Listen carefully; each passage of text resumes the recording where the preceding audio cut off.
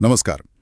आज हम स्पेन के ऊर्जा भविष्य पर जो जानकारी मिली है उस पर एक गहन चर्चा कर रहे हैं। ये काफ़ी दिलचस्प है क्योंकि देखिए जहां यूरोप के कई देश परमाणु ऊर्जा की तरफ वापस जा रहे हैं, स्पेन ने एक बिल्कुल अलग राह चुनी है। उन्होंने कहा है कि 2035 तक वो परमाणु ऊर्जा को पूरी तरह बंद कर देंगे और ब्लूमबर्ग की एक रिपोर्ट इसे यूरोप में एक अकेला पड़ जाने वाला कदम बता रही है। तो चलिए समझते हैं कि ये सब क्या हो रहा है। बिल्कुल। और ये विरोधाभास काफी ध्यान खींचने वाला है। देखिए, एक तरफ तो ऊर्जा सुरक्षा की चिंताएं हैं, खासकर यूक्रेन युद्ध के बाद से, और दूसरी तरफ कार्बन उत्सर्जन घटाने का दबाव भी है।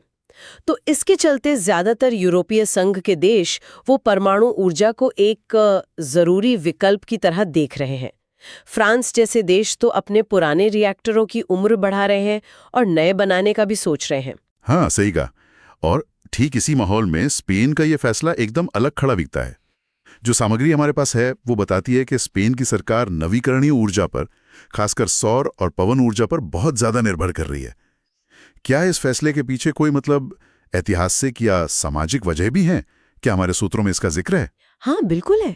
स्पेन में परमाणु ऊर्जा को लेकर एक लंबा और कुछ हद तक आप कह सकती हैं विवादास्पद इतिहास रहा है। स्रोतों से इशारा मिलता है कि वहां परमाणु विरोधी जो भावनाएं हैं वो काफी मजबूत रही हैं। शायद चेरनोबिल जैसी घटनाओं का असर हो, या फिर परमाणु कचरे के निपटान से जुड़ी चिंताएं हों। और साथ ही ये भी है कि स्पेन के पास सौर और पवन ऊर्जा की अपार क्षमता है ना, जिसे वो भुनाना चाहते हैं। उनका तर्क यही है कि नवीकरणीय ऊर्जा में निवेश ही आगे का रास्ता है। ये दिलचस्प है कि वो नवीकरणीय ऊर्जा पर इतना बड़ा दांव लगा रहे हैं। लेकिन ये जो ब्लूमबर्ग रिपोर्ट इसे अकेला पड़ जाने वाला कदम कह रही है, क्या उसमें यह भी बताया गया है कि इस अकेलेपन के संभावित नतीजे क्या हो सकते हैं? जैसे क्या ग्रिड की स्थिरता को लेकर या फिर ऊर्जा आयात पर निर्भरता बढ़ने को लेकर कोई चिंता जताई गई है? हाँ, कुछ चिंताएं तो है, बिल्कुल है। देखिए, नवीकरणीय ऊर्जा स्रोत जैसे सौर और पवन वो मौसम पर निर्भर करते हैं, तो इससे बिजली आपूर्ति में उतार चढ़ाव आ सकता है। इसे इंटरमिटेंसी कहते हैं तकनीकी भाषा में।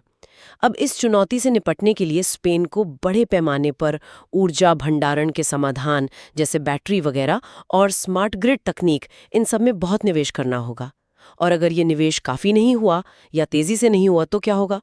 तो उन्हें ज़रूरत के समय शायद ज़्यादा महंगी बिजली आयात करनी पड़े, खासकर उन पड़ोसियों से जो खुद परमाणु ऊर्जा का इस्तेमाल कर रहे हैं।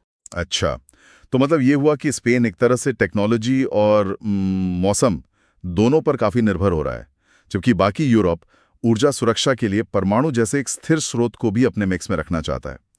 क्या स्रोतों में इस बात का भी जिक्र है कि स्पेन की अर्थव्यवस्था पर या वहां ऊर्जा की कीमतों पर इसका क्या असर पड़ सकता है? देखिए, सीधे तौर पर कीमतों का अनुमान लगाना तो मुश्किल है, लेकिन ये बात जरूर है कि नवीकरणीय ऊर्जा में इतना भारी निवेश और फिर ग्रिड को अपग्रेड करना, इसमें काफी लागत आएगी, इसमें तो कोई शक नहीं है। हालांकि अगर लंबी अवधि में देखें और अगर नवीकरणीय ऊर्जा की लागत कम होती रहती है, जैसा कि ट्रेंड दिख रहा है, तो स्पेन को फायदा भी हो सकता है। दूसरी तरफ ये भी तो हो सकता है कि जो देश परमाणु ऊर्जा अपना रहे हैं, उन्हें सुरक्षा या फिर कचरा प्रबंधन की कुछ ऐसी लागतों का सामना करना पड़े जो अभी सोची नहीं गई हैं, तो उनका रास्ता ज्यादा महंगा साबित हो सकता है। स्पेन का फैसला यूं समझिए एक परिकल्पित जोखिम जैसा है, एक कैलकुलेटेड रिस्क। तो संक्षेप में कहें तो स्पेन अपनी ऊर्जा नीति में एक साहसिक पर शायद थोड़ा जोखिम भरा रास्ता अपना रहा है, जो यूरोप के बाकी हिस्सों से तो बिल्कुल अलग है। वो पूरी तरह से नवीकरणीय ऊर्जा के भविष्य पर भरोसा कर रहे हैं। बिल्कुल। और ये दिखाता है कि देखिए, जलवायु परिवर्तन और ऊर्जा सुरक्षा जैसी चुनौतियां तो सबके लिए समान है ना? लेकिन इसके बावजूद अलग अलग देश अपनी खास परिस्थितियों, अपने इतिहास और अपनी प्राथमिकताओं के आधार पर कितने अलग अलग समाधान चुन रहे हैं।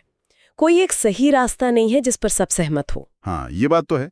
और यहाँ श्रोताओं के लिए सोचने वाली एक बात ये निकलती है कि यूरोप के भीतर ऊर्जा नीतियों में ये जो बढ़ता हुआ विभाजन दिख रहा है, एक तरफ स्पेन का परमाणु से पूरी तरह बाहर निकलना और दूसरी तरफ कई देशों का इसे अपनाना या बढ़ाना, तो इसका महाद्वीप की सामूहिक ऊर्जा सुरक्षा पर, ग्रिड की स्थिरता पर और यहाँ तक कि राजनीतिक सामंजस्य पर लंबे समय में क्या प्रभाव पड़ेगा, ये देखना वाकई दिलचस्प होगा कि स्पेन का ये अकेला दांव कितना सफल होता है।